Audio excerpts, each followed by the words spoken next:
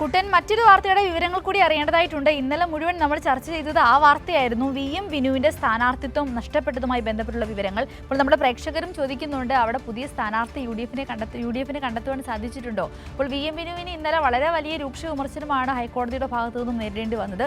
അപ്പോൾ തന്നെ അവിടെ നിന്നും നേതൃത്വം പറഞ്ഞിട്ടുണ്ടായിരുന്നു, ഉടൻ തന്നെ ഞങ്ങൾ അടുത്ത സ്ഥാനാർത്ഥിയെ പ്രഖ്യാപിക്കുമെന്ന്. നമ്മൾ ഇന്നലെ ആ പ്രതികരണമൊക്കെ കണ്ടു. അപ്പോൾ നിലവിൽ ആ വാർത്തയുടെ വിവരങ്ങൾ കൂടി. സിന്ധുവിന് തുടക്കത്തിൽ തന്നെ യുദ്ധക്കളത്തിൽ തിരിച്ചടിയേറ്റ അവസ്ഥയിലാണ് കോൺഗ്രസ്. നമുക്കറിയാം, കഴിഞ്ഞ ദിവസങ്ങളൊക്കെ നമ്മൾ കണ്ടതാണ് DCC പ്രസിഡന്റിൻ്റെയും കോൺഗ്രസിൻ്റെ നേതാക്കളെയും ഒക്കെ ഇന്നലത്തെ ദയനീയാവസ്ഥയും കഴിഞ്ഞ ദിവസങ്ങളുണ്ടായ വെല്ലുവിളിയും ആക്രോശങ്ങളൊക്കെ നമ്മൾ കണ്ടതാണ്. ഹൈക്കോടതിയിൽ നിന്നും രൂക്ഷ വിമർശനങ്ങളോടുകൂടിയാണ് VM വിനുവിൻ്റെ ഹർജി തള്ളിയത്. വിനുവിനെ ഇത്തരത്തിലൊരു ദയനീയ അവസ്ഥയിലേക്ക് വലിച്ചിഴച്ച് അപമാനത്തിനാക്കിയ കോൺഗ്രസ് നേതൃത്വത്തിനെതിരെ വലിയ വിമർശനങ്ങൾ ഉയരുന്നുണ്ട്.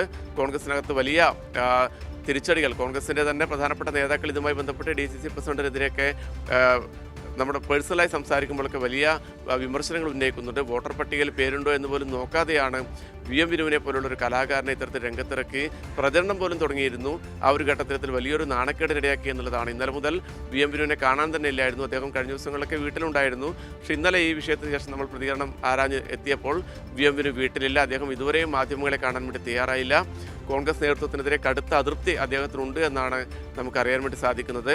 ഏതായാലും കലായി ഡിവിഷനിലെ സ്ഥാനാർത്ഥിയെ ഇന്ന് തീരുമാനിക്കുമെന്നാണ് ഇന്നലെ പ്രവീൺ കുമാർ അറിയിച്ചിരിക്കുന്നത്. ഇന്ന് രാവിലെ 10:30 മണിയോടുകൂടി തന്നെ ആ വിവരം അറിയുമെന്നാണ് നമുക്ക് മനസ്സിലാക്കാൻ സാധിക്കുന്നത്. ഇന്നലെ രാത്രി കോൺഗ്രസിൻ്റെ കോർ കമ്മിറ്റി ഉണ്ടായിരുന്നു.